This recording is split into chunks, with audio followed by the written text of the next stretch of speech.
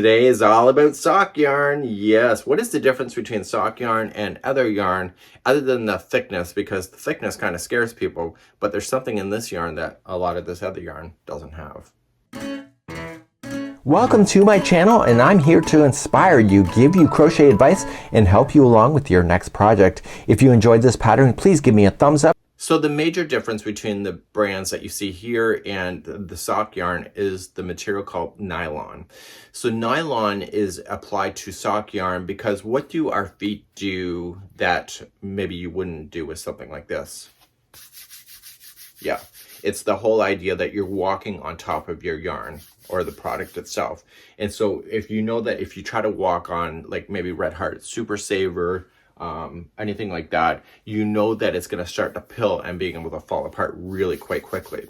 So in sock yarn, they apply nylon to it. So that's an added bonus that is applied. So when you look at the contents itself, let me just turn it over here, is that it's 75% wool and then it's 25% nylon. So it's that nylon that helps it prevent itself from pilling and being able to walk on top of it.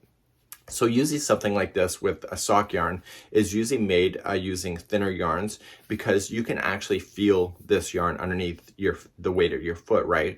So if it is like too thick of a yarn for something like this, you will be able to feel like the individual stitches that are applied inside of socks when you go to make them, especially in crochet, because crochet tends to be kind of bumpy when it comes to those single crochets.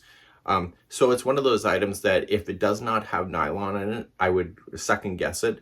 Now, there are free patterns out there available for like slipper socks that are made with like non-nylon stuff.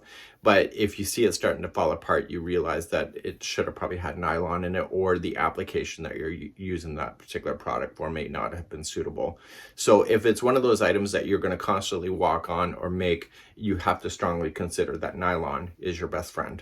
And that's something that changes the cost of the yarn, but also is what you need in order to suit the purpose.